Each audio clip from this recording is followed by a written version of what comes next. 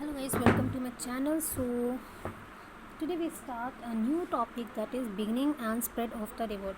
इसका हमने एक पार्ट पहले कर चुके हैं जो कि था कि क्यों 1857 की रिवॉल्ट हुई थी, उसके कॉजेज़ हमने देखे थे. अब हम करते हैं कहाँ कहाँ से रिवॉल्ट हुआ था, वो शुरू हुआ था. द स्पार्क यानी कि चिंगारी. The report about the mixing of bone dust in आटा and introduce the infill refile enhance the sepoys growing disaffection with the government. तो आपने वो कहानी सुनी होगी, इसमें मंगल पांडे जी जो थे उनने बहुत इंपॉर्टेंट रोल भी प्ले किया था. इसमें क्या था, पहले कहा गया जो आपके आटे हैं उसके अंदर बोन्स को चूर के उसका चूरा बना के आटे में मिलाया जा रहा है. बाप रे, सोचने में कितना अजीब लगता है. वो मिलाया जा रहा है. और दूसरा जो आपकी वो होता है क्या बोलते हैं उसको, जो बम सा होता है ना जिसमें से मुंह से निकालते हैं फिर उसे फेंक देते हैं तो फिर उसके बाद वो फट जाता है थोड़ी देर बाद. तो उसमें जो था वहाँ पे पिग का मांस लगाया जा रहा था. ऐसा कुछ मतलब आया था सुनने में, ठीक है. और ऐसा था भी सुनने में, क्या ऐसा था. The greased wrapping paper of the cartridge of the new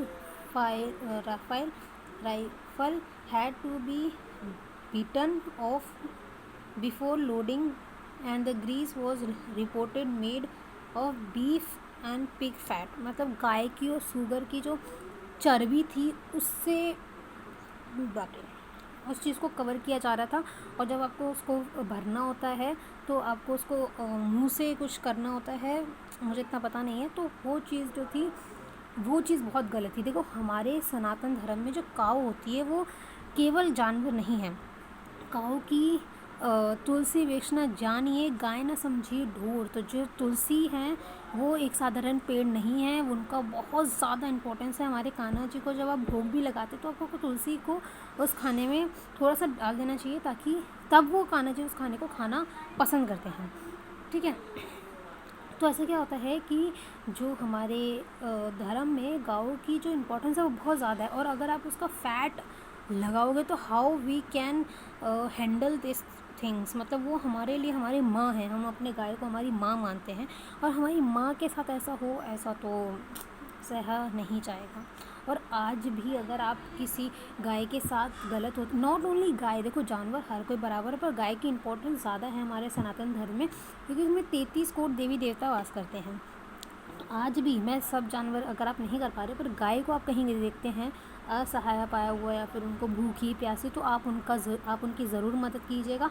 और हमेशा याद रखिएगा, जब भी आप गाय की मदद करेंगे तो परमात्मा आपकी मदद ज़रूर करेगा, और उनसे बढ़कर कुछ नहीं है. The cow was scattered to the Hindu while the pig was taboo of the Muslim. तो काउ हमारे लिए इम्पोर्टेंट है, मतलब हमारे लिए वो पवित्र हैं. और जो पिग है, सुगर है, वो मुसलमानों के लिए बहुत पवित्र हैं. मतलब देखो ब्रिटिशर्स ने क्या खेल खेला, एक हिंदू का ले लिया, एक मुसलमान का ले लिया, ताकि दोनों को वो काम करना पड़े अपने धर्म विरुद्ध. और अगर जब वो धर्म विरुद्ध काम कर देंगे तो वो अपने कास्ट से, अपने धर्म से वैसे ही निष्कासित हो जाएंगे, यानी कि बाहर निकाल दिए जाएंगे लोगों के द्वारा, और फिर वो हमें ऑटोमेटिकली ऐड हो जाएंगे. देखो कितना वो ने दिमाग लगाया है बेकार से. The army administration did nothing to allay these fears, and the sepoy felt their religion was in a grave danger. और जो इनने कहा, जो हमारे वहाँ पे सिपॉइज़ थे, सिपॉइज़ मतलब क्या होता है, सिपाही होते हैं जो हमारे इंडिया में, हमारे आर्मी में सिपाही कहते हैं. और जो ब्रिटिशर्स थे उनकी वो वाह बोलते हैं, तो वो सिपाही का सिपाही ऐसे करके उन्होंने बोला, इसलिए सिपाही यहाँ पे नाम लिया जाता है. तो ये काम वो कर नहीं सकते थे, क्योंकि ये काम उनके धर्म के विरुद्ध था. और उनको जब रियलाइज़ हुआ तो उन्हें कहा कि हमारा धर्म क्या है, अब खतरे में है. The grease cartridge did not create a new cause of discontent in the army, but supplied the occasion for the summoning discontent to come out in the open. तो ये केवल आर्मी के अंदर क्या कहते हैं असहमति नहीं रह गई, ये अब पूरे इंडिया में ये असहमति होने लग गई थी. Starts at Meerut. तो ये एक जो था, ये जो अपना था, ये बहुत इंपॉर्टेंट है. ये जो अपना काऊ और पिग वाला है ना, ये बहुत इंपॉर्टेंट है. ये हमारे लिए स्पार्क था. अब जो क्रांति शुरू होती है वो शुरू होती है मेरठ से. The revolt began at Meerut 1858 kilometre from the Delhi, Meerut 58 kilometre दूर है दिल्ली से।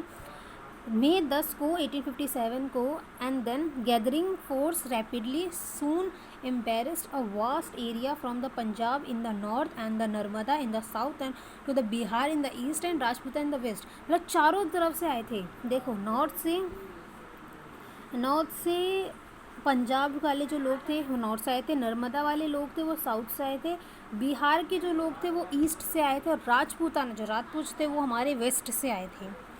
Even before the Meerut incidents,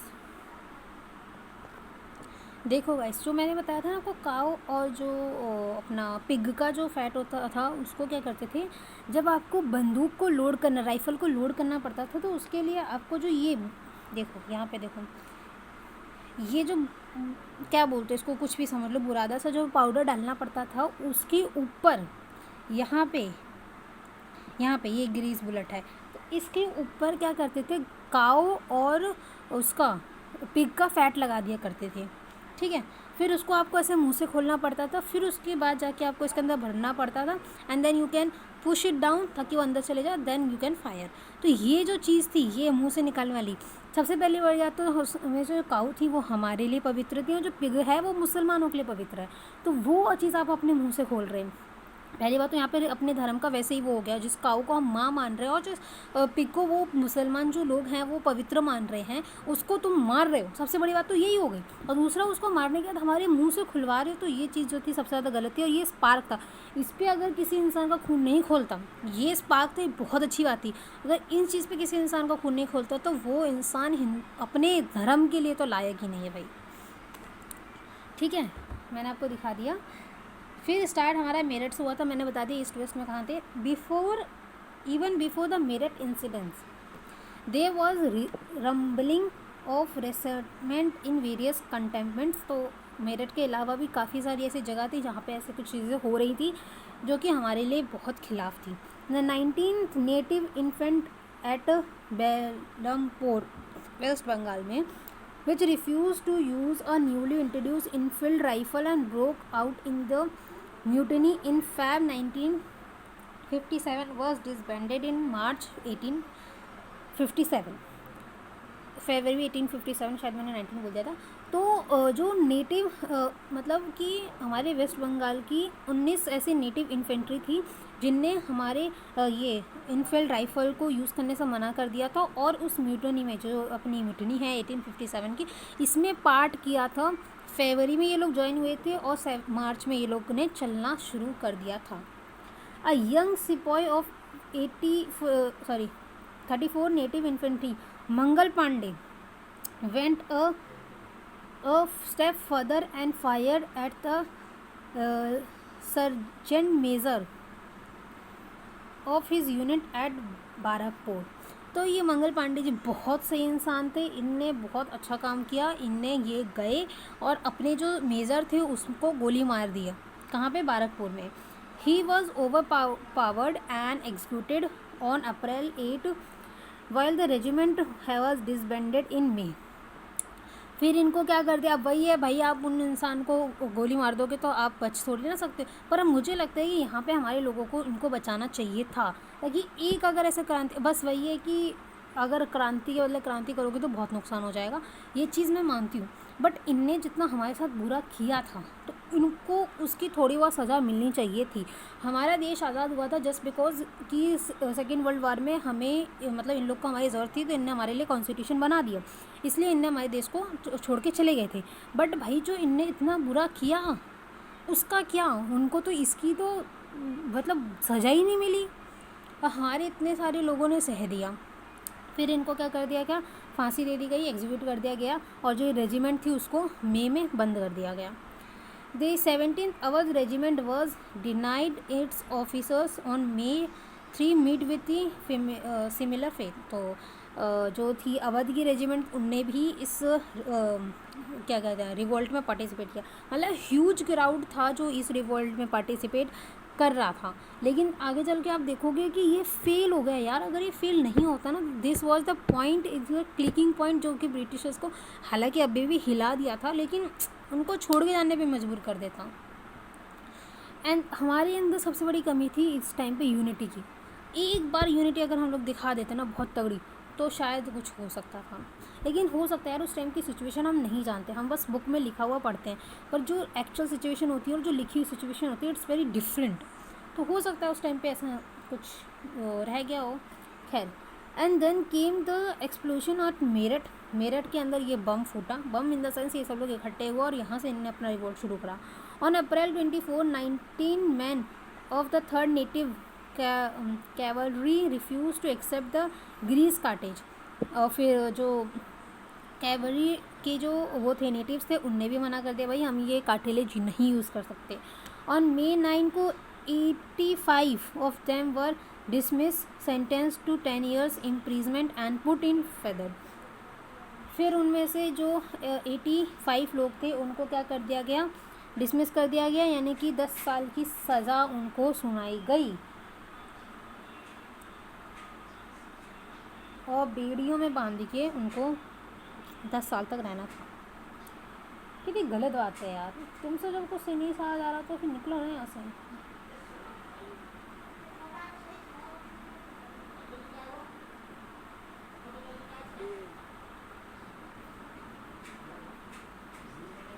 बेड़ी, ठीक है, बेड़ी तो आप जानते हो जंजीरें से बांध देते हैं, वैसा type. This sparkle of a general mutiny among the Indian soldiers stationed at Meerut. The very next day, on May 10th, they released their imprisoned commanders, killed their officers, and unfurled the banners of revolt. They set off for Delhi after sunset. तो क्या हुआ फिर, जब उन्होंने ऐसा किया तो उन लोगों ने तोड़ दी अपनी सारी जंजीरें वंजीरें और वहीं के ऑफिसर्स को मार दिया, और उनको सूरज ढलने से पहले पहले दिल्ली पहुंचना था। मेरठ से उनको दिल्ली पहुंचना था, क्योंकि दिल्ली में सेंटर है अपना, मतलब अपने जो बहादुर शाह जफ़र है वो अपने उस टाइम पे हेड थे मुग़ल एम्पायर के, तो वो वहाँ तक दिल्ली जाना चाहते थे। क्योंकि वो होता है ना, दिल्ली में आज भी आपको कुछ सुनवाई करनी होती है तो आप दिल्ली पहुंचाते, कोई भी रिवोल्ट करना था, क्योंकि दिल्ली उस टाइम की राजधानी थी, एक इंपॉर्टेंट स्टेशन था जिसके थ्रू लोग सारी जो भी थे बड़े बड़े एडमिनिस्ट्रेशन वहीं पे थे, तो इसलिए लोग वहाँ जाना चाह रहे थे मेरठ से दिल्ली, जो कि 58 किलोमीटर दूर था। तो सन ढलने से पहले पहले उनको वहाँ पहुँचना था। Choice of Bahadur Shah as a symbolic head. अब इतने सब लोग हैं तो उसमें से एक लीडर होना बहुत ज़रूरी है, ताकि वो लीडर ब्रिटिशर्स से बात करे, उनकी पॉलिसीज़ के बारे में उनको समझाए कि भाई इतने आप ऐसी पॉलिसीज़ नहीं रख सकते। तो उनने जो लीडर्स अपॉइंट किया वो था बहादुर शाह।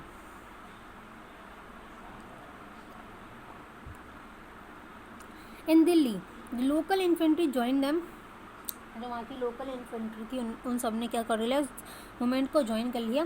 किल their own European officers including Simon Fraser and political agents. जो उनके थे ऑफिसर्स उनको मार दिया उन लोगों ने। सीज दी सिटीज़, और सिटी जो थी दिल्ली की सिटी उसको क्या कर दिया, सीज कर दिया। Lieutenant Willoughby, the officer in charge of the magazine at Delhi, offered some resistance but was overcome. एक मिनट, offered some resistance, प्रतिरोध, रेसिस्टेंस मतलब कि प्रतिरोध, प्रतिरोध तो आप समझते ही होंगे, विद्रोह टाइप, ठीक है। Offer some resistance but was overcome,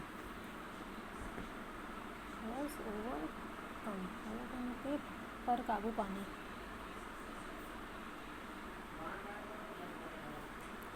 तो जो वहाँ के लेफ्टिनेंट थे उनने कुछ ऑफ़र किया होगा ताकि जो भीड़ इतनी ज़्यादा इकट्ठी होगी उस पर वो क्या कर सके, काबू पा सके। बट ऐसा होना नहीं चाहिए, पर लेकर पढ़ते हैं। The age and powerless Bahadur Shah Zafar was proclaimed the empire of India. तो जो बहादुर शाह जफ़र थे, सॉरी बहादुर शाह जफ़र ही हैं वो शायद, हाँ जफ़र थे, वो बहुत ज़्यादा बुढ़े थे, बहुत ज़्यादा बुज़ुर्ग थे, मतलब वो लास्ट एज अ रूलर थे अपने इंडिया के एम्पायर के। तो उन्होंने सोचा कि भाई अब ज़िंदगी तो वैसे भी ख़त्म हो गई, तो चलो इनका समर्थन कर दिया, चाहे इनके as a leader, as a symbolic head बन दिया जाए।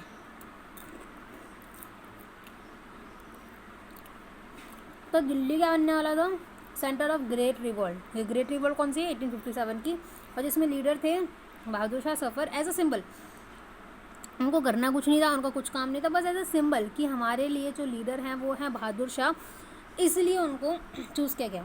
This spontaneous rising of the last Mughal king to the leadership of the country was recognition of the fact that the long reign of the Mughal dynasty had become a traditional symbol of Indian political unity। और उन्हीं को क्यों लिया गया? क्योंकि जो Mughal dynasty जो हमारे इंडिया में इतने देर से राज कर रही थी, वो एक ट्रेडिशनल सिंबल बन गई थी अपने इंडिया की, और एक पॉलिटिकल यूनिट। मतलब कि अब आपका हेड कौन होगा? अब कोई आम इंसान को आप बना नहीं सकते। There is something who has a great personality और हैविंग क्या कह सकते हैं, जिसका नाम हो इन द सेंस, ठीक है। तो जो मुग़ल डायनेस्टी थी उस टाइम पे, ब्रिटिशर्स के आने से पहले, Mughal dynasty is the dynasty which is rule on our India, and उसको हम लोग एज अ सिंबल माना करते थे, ठीक है। अब अपने इंडिया में कोई राज करता है, जैसे कि कोई भी आप उठा लो, अकबर, बाबर, जो भी थे, तो उन लोग ने राज किया, तो वो हमारे जो पॉलिटिकल हेड हो गए, पर असलियत में थोड़ी ना वो हेड थे, क्योंकि वो तो बाहर की कंट्री से थे। तो इसलिए बहादुर शाह जफर को उठा लिया, क्योंकि वो उठा लिया इन द सेंस, उनको लीडर बना दिया, क्योंकि वो एक अपने इंडिया के एक सिम्बॉलिकल हेड बन रहे थे, मतलब हेड थे, ठीक है। With this single act, the sepoy has transformed of mutiny of the soldiers into a revolutionary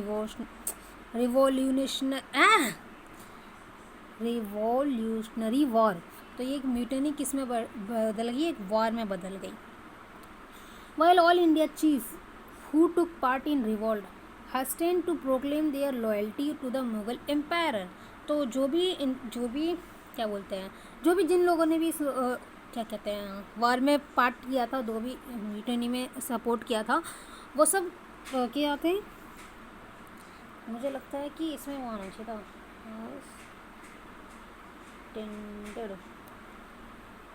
first and तेजी से प्रोक्लेम लॉयल्टी। जो वो लॉयल्टी दिखा रहे थे किसके लिए? मुग़ल एम्परर के लिए, क्योंकि मुग़ल एम्परर के टाइम पे भी इतना क्रूअल होगा, पर मुझे लगता है कि इतना इन लोगों ने किया उतना नहीं होगा। आपको पता है, जब अंग्रेज़ हमारे देश को छोड़ के गए थे, तो दे रेप्ड अराउंड 300 गर्ल्स। सब सोच सकते हो, मतलब कितना दर्दनाक था यार ये सब चीज़ें। It also signified that the rebels were politically motivated. और ये रेबल थी वो पॉलिटिकली मोटिवेटेड थे हमारे लिए, मतलब हम उनके लिए, उनके खिलाफ लड़ सकते थे। ये बड़ी बात है, क्योंकि पहले तो हमें लगता था हम इनको हरा ही नहीं सकते। For rebellion was a factor. The broad outline of the rebels were not influenced by the religion identity, but the इस रिवल्ट में एक रिलीजन आइडेंटिटी नहीं थी, सब एक बन के लड़ रहे थे, सब हिंदुस्तानी तो नहीं, सब भारतवासी हो के सब एकता में लड़ रहे थे कि सब भारतवासी हैं। इसमें कोई रिलीजियस आइडेंटिटी नहीं थी। लड़ना किसके खिलाफ था? जो ब्रिटिशर्स के, ये कॉमन, मतलब ये सब इन सब के लिए कॉमन जो एनिमी था वो था हमारा ब्रिटिशर, हमारा नहीं, किसी और का, Britisher. Bahadur Shah was initially vacillation का मतलब देखते हैं, वैसिलेटेड, शहीद रहना, वैसिलेशन,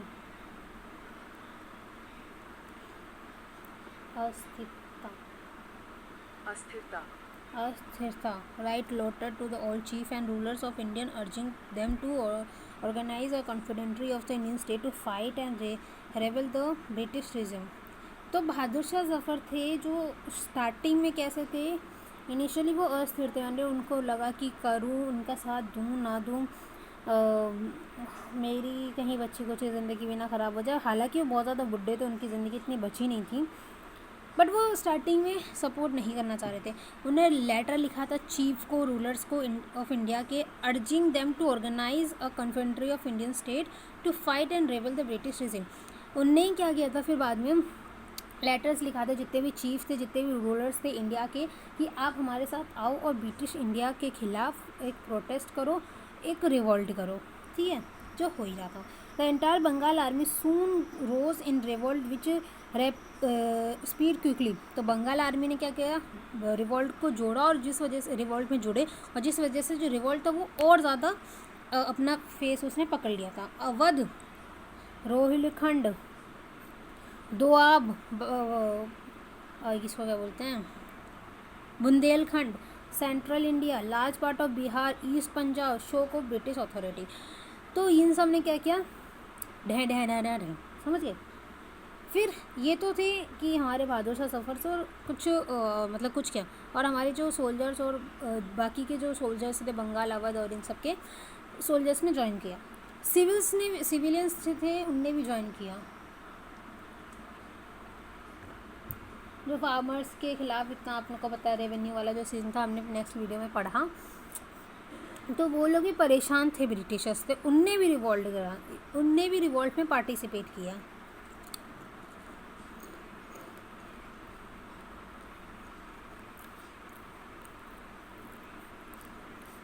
मोस्टली कहाँ थे, नॉर्थ वेस्टर्न प्रोविजन और अवध के लोग थे, सिविलियंस जो थे।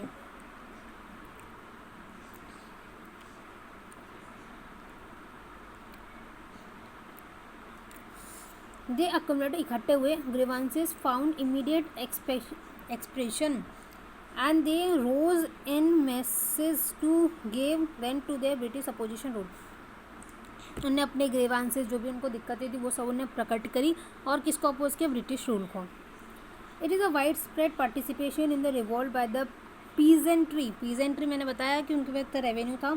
Artisans, shopkeeper, day by day labours, zamindar, religious, mendicants, priest, civil servants, which gave its real strength as well as the character of the popular revolt। इन सब की वजह से जो था हमारे रिवोल्ट ने और ज़्यादा तेज़ी पकड़ ली थी, और ज़्यादा ये रिवोल्ट एक क्रांति में बदलता जा ही रहा था। Here the peasants and the petty zamindars gave free expression to their grievances by attacking the moneylanders and zamindar who had disappeared from the land। तो जो पीजेंट्स थे और जो ज़मींदार थे, उनने मनी लैंडर्स पर अटैक कर दिया जिनने उनका लैंड लिया था। They took advantage of the revolt to destroy the money lenders account books, डेप्थ रिकॉर्ड्स। उनने जो भी थे मनी लैंडर्स की क्या कहते हैं, जिस बुक में उन्होंने नाम लिख रखा था कि आपकी ज़मीन हमने छीन लिया, आपका इतना रेवेन्यू, सब कुछ तहस नहस कर दिया, सब कुछ जला दिया, सारे रिकॉर्ड्स वगैरह जो भी थे मनी लैंडर्स ने लिख रखे थे, ख़त्म, tata bye bye. They also attack the British establishment law court, क्योंकि वो लॉ कोर्ट हमारे लिए था ही नहीं, वही वो तो सारा सपोर्ट उन ब्रिटिशर्स को करना था, इसको तो सबसे पहले उड़ा देना चाहिए था। Revenue office, tehsils, revenue records and police station, इन सब पे जो हमारे लोग थे उनने क्या कर दिया, ढाबा बोल दिया।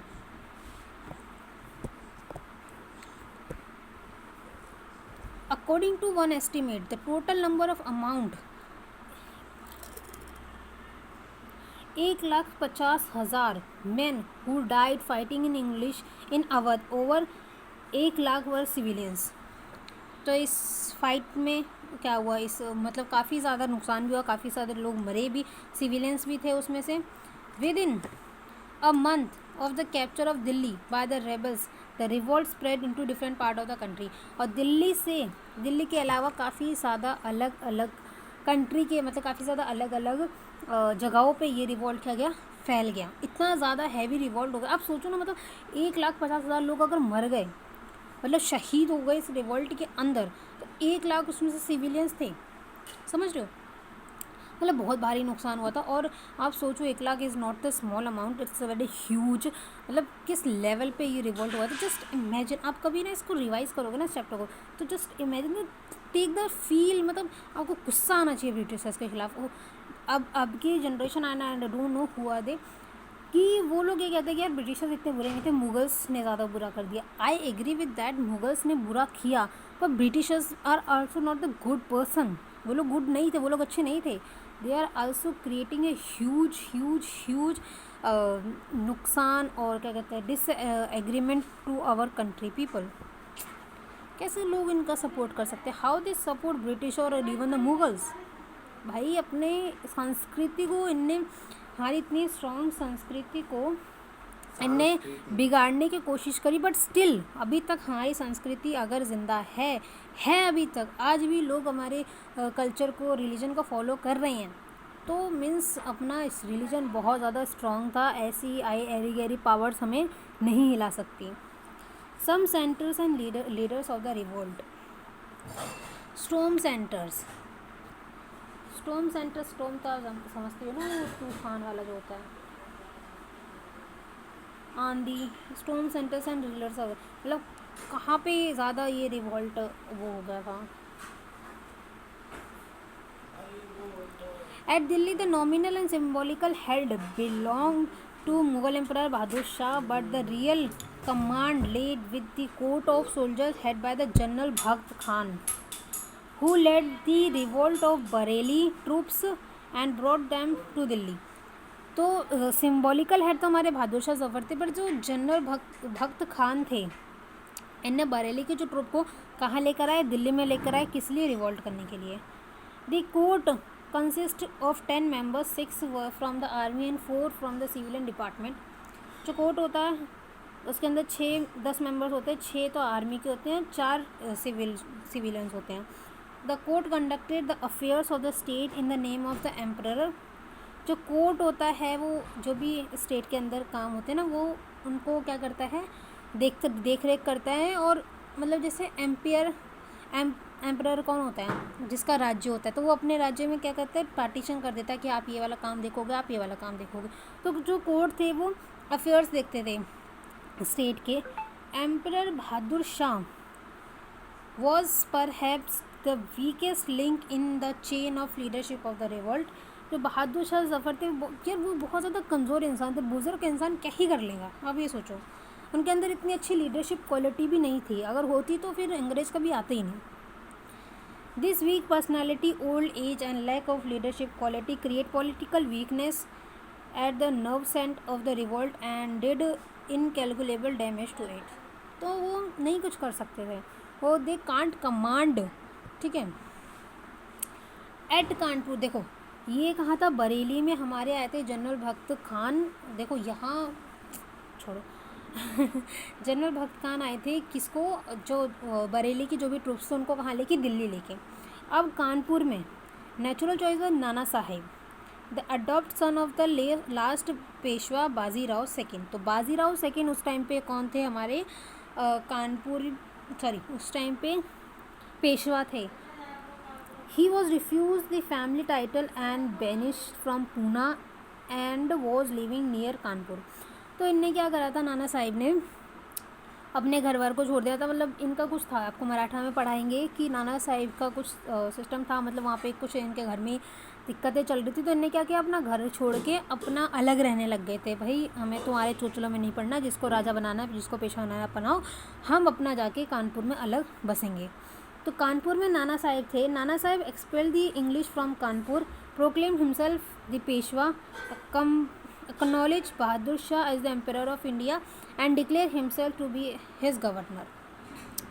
उनने बहुत सही थे वो, उनने क्या किया, ब्रिटिशर्स को कानपुर से भगा दिया और अपने आप को वहाँ का पेशवा डिक्लेयर कर दिया और गवर्नर भी डिक्लेयर कर दिया। मतलब हम ही हैं भाई यहाँ के जो हैं, हम ही हैं यहाँ के sarpanch. The sir hug wheeler commanding the station surrendered on June 27, 1857, killed on the same day. उनने क्या किया, जो ये थे हग दिया इन्हें, स्टेशन को, कमांडिंग स्टेशन को क्या कर दिया, अपने आप को सरेंडर कर दिया कि आप ले लो भैया, हमें नहीं चाहिए, और उसी दिन इनको मार दिया गया। बेगम हज़रत महल, अगर जैसे कि ये कानपुर में जाके बस गए थे, ऐसे ही अगर अलग अलग जो छत्रपति भी शायद टाइटल होता है, छत्रपति पेशवा, अगर अलग अलग थोड़ा सा और अपने मराठा साम्राज्य को अलग अलग जाके बस जाते हैं ना, तो मुग़ल इतना कभी फैल ही नहीं पाते। बहुत स्ट्रॉन्ग थे हमारे मराठा साम्राज्य। Begum Hazrat Mahal took over the region at Lucknow. अब बेगम हज़रत महल ने कहाँ से स्टार्ट किया, लखनऊ से स्टार्ट किया। नाना साहब ने कानपुर से, जनरल भक्त खान ने अपना बरेली से, और बेगम हज़रत महल ने हमारा लखनऊ से। Where the rebellion broke on, यहाँ से जून 4 से 1857, and popular sympathy was overwhelming in favour of deport nawab, बहुत सिंपैथी दी गई। हर सन Burgess Khadar was proclaimed the Nawab, and a regular administration was organized with the important officers shared equally by Muslim and Hindu. तो इनके राज्य में सब कुछ बराबर चल रहा था, मुसलमान को भी क्या कहते हैं, मुस्लिम को भी एडमिनिस्ट्रेटिव पावर दी थी और कुछ हिंदुओं को भी एडमिनिस्ट्रेटिव पावर दी गई थी. हेनरी लॉरेंस, हाँ लॉरेंस आ गए Lawrence the British resident, the European inhabitant and a few hundred of loyal sepoys took shelter in the residency. हज़ारों के सिपाही ने क्या किया था, शेल्टर लिया था इनके लिए. हाँ, the residencies was decided by the human rebel and Sir Henry war killed during the siege. तो यहाँ पे हज़ारों के सोल्जर्स ने क्या किया, एक एज ए शेल्टर रहे वो, और जो यहाँ के वो थे सर हेनरी यहाँ के हुए होंगे शायद गवर्नर या फिर कुछ तो रहे होंगे, वो मार दिए उनको. The command of the besieged garrisons developed on brigadier Inglis who held out against heavy odds. क्या होता command of B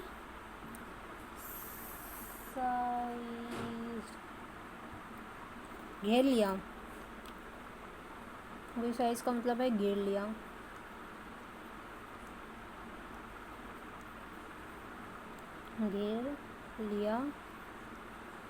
grievances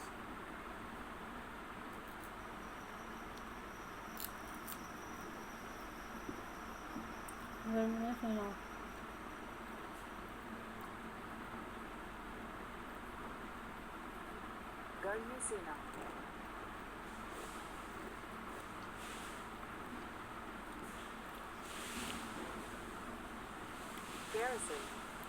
garrison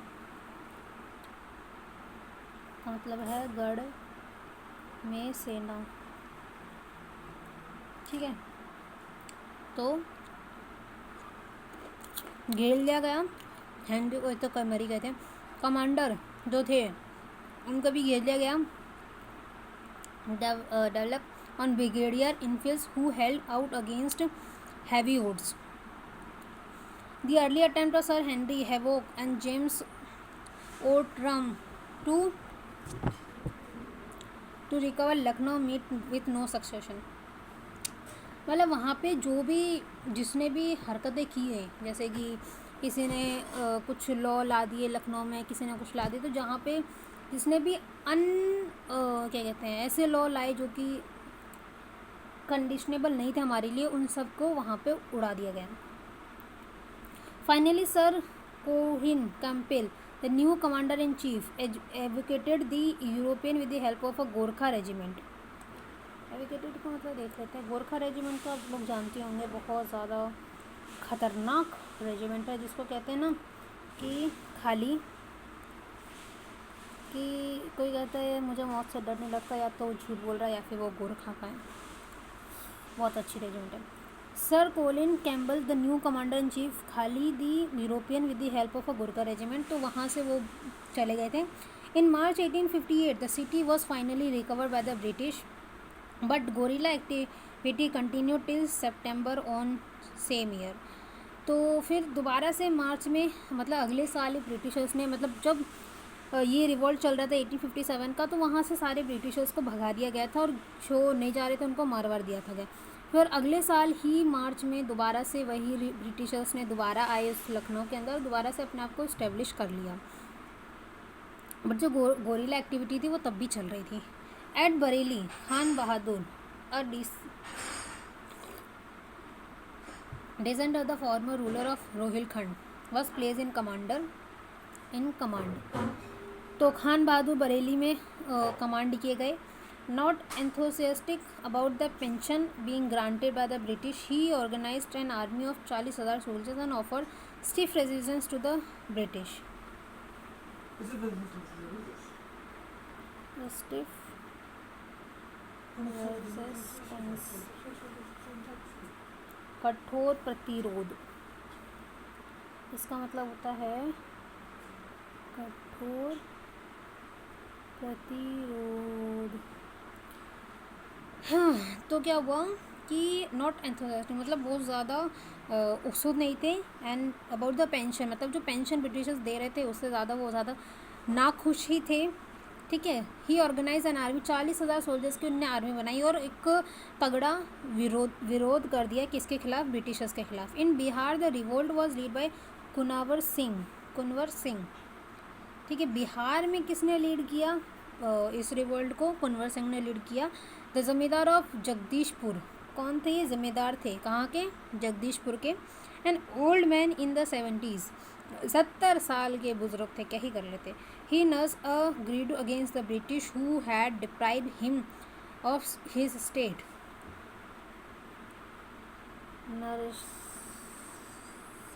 और अच्छी बात ये थी कि जो इतने बुजुर्ग लोग थे उनने एटलीस्ट सहयोग तो किया। पाले, पाले, नर्स्ड अ ग्रूड, GRUDGE,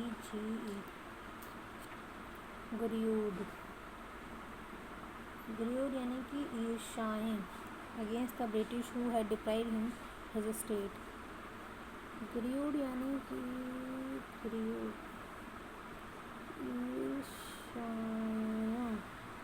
ग्रूड अगेंस्ट, इनने जो 70 साल के थे इनने क्या किया, जो अपनी इच्छाएं थी और जो मतलब इनने क्या किया, जो ब्रिटिशर्स ने बिहार में भी कौन सा उनने वो अच्छा काम किया था, चंपारण मूवमेंट जो किया था वो कितना ज़्यादा पेनफुल था। मतलब उस चंपारण इंडिगो उगाने के चक्कर में जो फसलें थी वो ख़राब हो जा रही थी और लैंड था वो ख़राब हो जा रहा था, फिर भी उनको उगानी पड़ रही थी। तो इनने क्या किया, उनके लिए लड़े। नॉट ओनली पीजेंट, और काफ़ी सारी ऐसी पॉलिसीज थी जो बिहार में अच्छी नहीं थी, उनके लिए लड़ी और ब्रिटिशर्स के अगेंस्ट ये लड़े। ही हेजिस्टेट जॉइन द सिपाही व्हेन दे रीच्ड आहा फ्रॉम डिंगापुर और ढिंगापुर। और इनने सिपॉइस को ज्वाइन नहीं किया क्योंकि ही रीच आहा फ्रॉम डिंगापुर, क्योंकि इनको घबराहट होने लग गई थी। डिंगापुर में जैसे ये पहुँचे तो उनको लगा कि भाई ब्रिटिशर्स उनको छोड़ेंगे नहीं या फिर इनके साथ अच्छा नहीं करेंगे, तो इनने सिपाही मूवमेंट को मतलब एक डर की वजह से इनने ज्वाइन नहीं किया। मौलवी अहमदुल्ला, इन सब का नाम और कहाँ से लीड कर रहे हैं बहुत ज़रूरी है, तो याद रखना। मौलवी अहमदुल्ला ऑफ फैज़ियाबाद में मौलवी अहमदुल्ला ने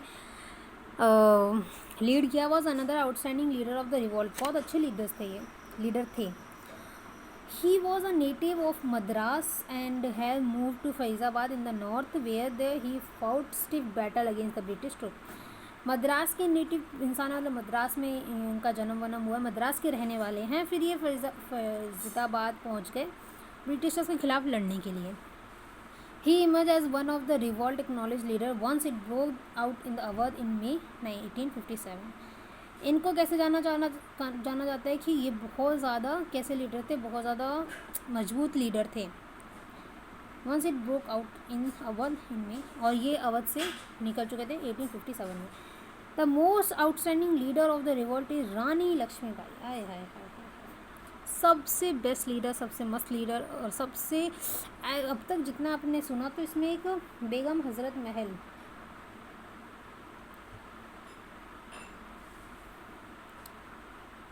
आई थॉट शायद ये फीमेल है, नाम से तो लग रहा है, बट काफ़ी बार क्या होता है जैसे ज्योतिबा फूले एक मेल है, तो इनका मुझे नहीं पता। रानी लक्ष्मीबाई इज़ दी वुमेन जिनको, देखो ह्यूज रोज ने क्या कहा था कि हेयर ले the women who was the only man among the rebel, like एक वुमेन जिसने आदमी से भी बेहतर लड़ाई करी हो। और true Rani of Jhansi was the man, उनको आदमी का दर्जा, मुझे लगता है आदमी का दर्जा नहीं देना चाहता, एक बोलना चाहिए तो आदमी से भी बेहतर थी वो, क्योंकि हम क्यों आदमी बने, आदमी से भी बेहतर हम कर सकते हैं ना। क्या who assume the leader of the sepoy at Jhansi, Jhansi से इन्हें लड़ाई की थी, क्योंकि ये तो सब जानते हैं खूब लड़ी मस्तानी, वो तो झांसी वाली रानी थी। Lord Dalhousie the governor general has refuse to allow her adopted son to succeed to the throne after her husband Raja Gangadhar Rao died. Annexed the state by the application of infamous doctrine of left, driving out the Jhansi by the British force। मतलब क्या हुआ था कि doctrine of लेफ्ट्स में क्या होता था, Britishers की पॉलिसी थी, अगर किसी राजा का बेटा, अगर उसका खुद का बेटा नहीं है तो जो वो उसकी राज्य होती थी वो ब्रिटिशर्स छीन लिया करते थे। तो रानी लक्ष्मीबाई का जो बेटा था वो अडॉप्टेड सन था। तो जब उनके पिता की मृत्यु हो जाती है राजा गंगाधर राव की, तो वो जो ब्रिटिशर्स होते हैं वो झांसी को लेने की बात करते हैं, पर जो रानी लक्ष्मीबाई थी उनने कहा था हम झांसी नहीं देंगे। इनके ऊपर एक फेमस मूवी भी बनी है, मन्नू करके है, क्योंकि इनका पहला नाम मन्नू था। तो वो कंगना रनावत जी की मूवी है, बहुत अच्छी मूवी है। हालांकि उसमें सब चीज़ नहीं दिखाई होगी, बट जो इतनी भी चीज़ दिखाई है उससे आप अंदाज़ा लगा सकते हैं कि वो कितनी साहसी थी। तो वो इसके खिलाफ लड़ रही थी कि मैं झांसी नहीं दूंगी। ही गेव द बैटल, मैं अपनी झांसी नहीं दूंगी। देखा, I shall not give away my Jhansi, मैं अपनी झांसी नहीं दूंगी। She was join by Tantya Tope, Tantya Tope ji ने इनको ज्वाइन कर लिया था। A close associated of Nawab Saheb after the loss of Kanpur, जब कानपुर में नवाब साहेब हार गए थे तो तांत्या टोपे ने रानी लक्ष्मीबाई का साथ दिया। The Rani of Jhansi and Tantia Tope marched towards Gwalior where they were hailed by the Indian soldiers. तो इन दो कहाँ पहुँचे, ये लोग दोनों पहुँचे ग्वालियर में। The Scindia the local ruler however decided to side with the English and took shelter at Agra. तो वहाँ के लोकल रूलर्स वहाँ से जाके आगरा में रहने लग गए थे, एज अ शेल्टर ले लिया था। Nana Saheb was proclaimed the Peshwa and planned her charge out for a march into the south। तो नाना साहेब जो पेशवा थे उनने क्या प्लान करा कि हम लोग मार्च करेंगे कहाँ की तरफ, साउथ की तरफ। Gwalior was recapture by the English in June 1857। तो जितनी भी चीज़ें हमारे जो वॉरियर्स थे उन्होंने जीती थी, फिर एक साल बाद ही जो ब्रिटिशर्स थे उन्होंने दोबारा से वही चीज़ें ले ली थी। मतलब इस रिवोल्ट को लड़ने का कुछ ज़्यादा मोटिव हुआ नहीं, क्योंकि हमें कुछ हासिल नहीं हुआ, बल्कि हमने काफ़ी चीज़ें खो दी अपनी। The sacrifices made by the common masses were immense and immovable, बहुत ज़्यादा इमेंस थे और इम्यूबल थे। The name Shah Mahal, a local villager of पारगन्ना बहुरत Baghpat Uttar Pradesh में, इज़ द मोस्ट नोटेबल, काफ़ी ज़्यादा नोटेबल है ये। He organize the headman and peasant of 84 villages refer as Chausi Desh, marching at the night from village to village urging people to rebel against the British hegemony। हेगमनी का मतलब देख लेते हैं। तो ये जो थे कौन, शाह महल, इनने 84 विलेज के जो भी फार्मर्स थे, मतलब जो भी लोग थे वहाँ की, उनको इकट्ठा करा और रात में ही रात में क्या कर रहे थे, ये एक विलेज से दूसरे विलेज जा रहे थे, किस लिए, ताकि हम लोग लड़ सके नया कर्तव्य किसके खिलाफ लड़ सके, ब्रिटिशर्स के खिलाफ लड़ सके। नेतृत्व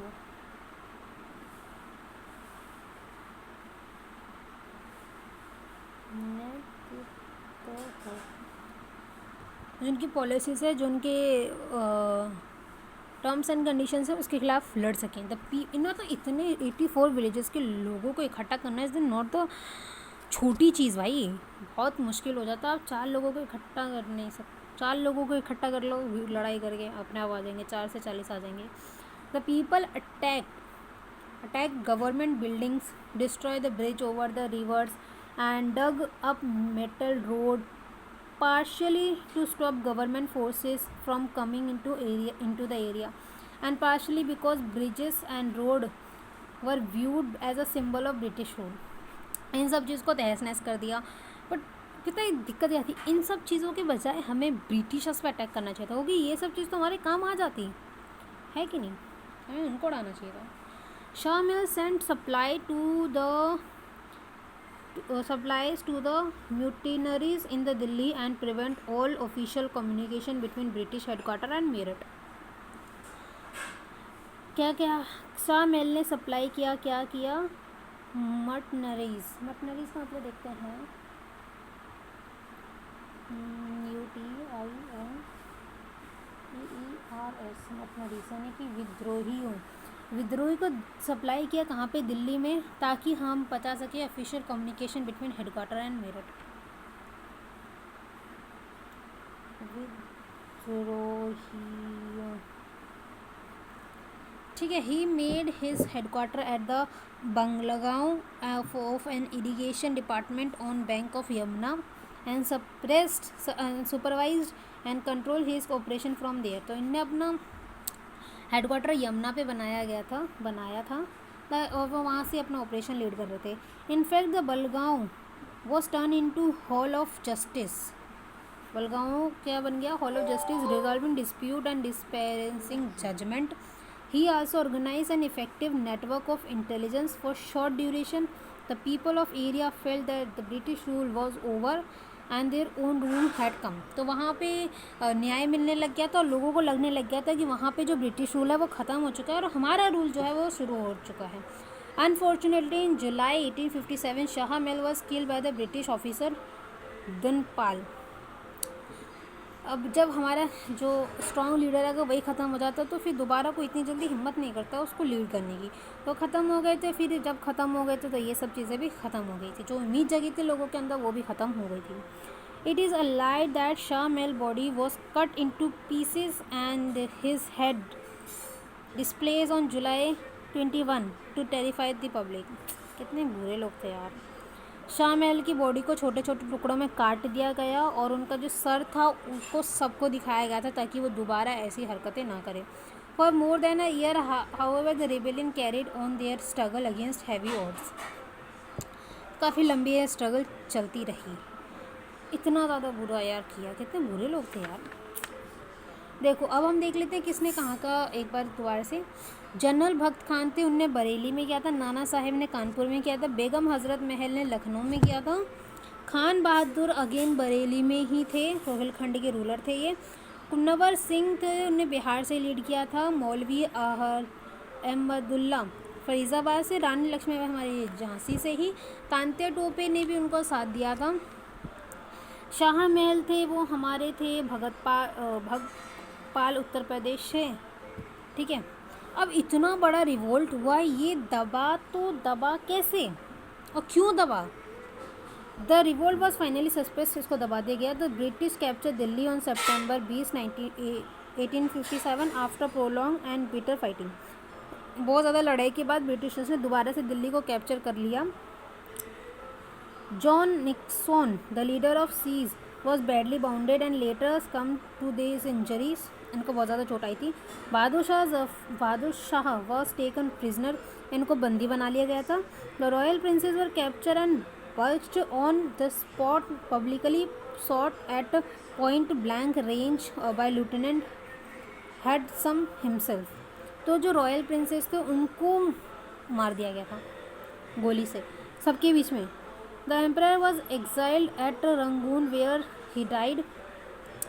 Thus the great house of Mughal was finally and completed existence। और फिर उसके बाद जो मुगल हाउस ऑफ मुगल था वो ख़त्म कर दिया गया। Terribly vigilance was beat out of the inheritance of Delhi. With the fall of Delhi the focal point of the revolt is disappear. जब दिल्ली ले लिया गया, वापस कैप्चर कर लिया गया, तो जो मेन पॉइंट था वही जब इस क्रांति से हट जाएगा तो फिर बाकी सब चीज़ें तो अपने आप ही कमज़ोर पड़ जाएंगी। One by one all the great leaders of the revolt fail. Military operation from the recapture of Lucknow were closely associated with the recovery of Lucknow. Recapture of Kanpur close to Lucknow. Sir Colin Campbell occupied Kanpur, ने कानपुर कर लिया। Nana Sahab defeated at Kanpur, escape to Nepal, never to heard again. वो फिर नेपाल के through शायद छोड़ के चले गए। This close associated Tantia Tope escaped into jungle of central India but was captured while asleep in April and put into death। Tantya Tope जंगलों में चले गए थे, फिर उनको पकड़ लिया गया था और उनको मार दिया गया था। रानी ऑफ झांसी डाइड बैटल, वो मैदान में मतलब कि लड़ाई के मैदान में ही लड़ते लड़ते शहीद हो गई थी। Rani was capture by sir George Rose, इनने इसको कैप्चर कर लिया था। मुनावर सिंह, भक्त खान एंड बहादुर खान और Bareilly Rao Saheb brother of Nana Saheb and Maulvi Ahmadullah were all died while the Begum of Awadh was compelled to hide in Nepal. ये सब ख़त्म हो चुके थे, इनका स्वर्गवास हो चुका था और जो वो थे बेगम ऑफ अवध थे वो नेपाल में जाके छुप गए थे। At Banaras, a rebellion has been organized with the massively suppressed of colonel Neill. Colonel Neill ने यहाँ पे कहाँ पे बनारस में इस रिवोल्ट को दबा दिया गया था. Who put to death all suspected rebels, और जो भी थे उसमें उनको मार दिया गया था. By the end of 1859 British authority over India was fully re-establish. तो दोबारा से जैसे 1859 ख़त्म हुई, दोबारा से ब्रिटिश इंडिया दोबारा से ही अपने आप को रीस्टैब्लिश कर लिया. The British government had to pour immense supply of man women arm into the country. So the Indians had to later replace the entire cost through their own suppression. तो British governor ने फिर अपने और आदमी भेज दिए, पैसे भेज दिए, और अपने क्या कहते हैं आर्म्स एम्यूनेशन भेज दिए कि भाई जाओ दोबारा से अपने आप को रिस्टैब्लिश करो, और उन्हें कर भी लिया. अरे यार हारते नहीं है ना, तो सबसे फायदा है. अब आता है topic why the revolt fail. इस टॉपिक को हम लोग नेक्स्ट वीडियो में करेंगे, क्योंकि वीडियो लंबी हो जाती है ना, और एक वीडियो को एक टॉपिक में करते हैं तो ज़्यादा अच्छा समझ आता है. Thank you guys for watching this video. Thank you very much.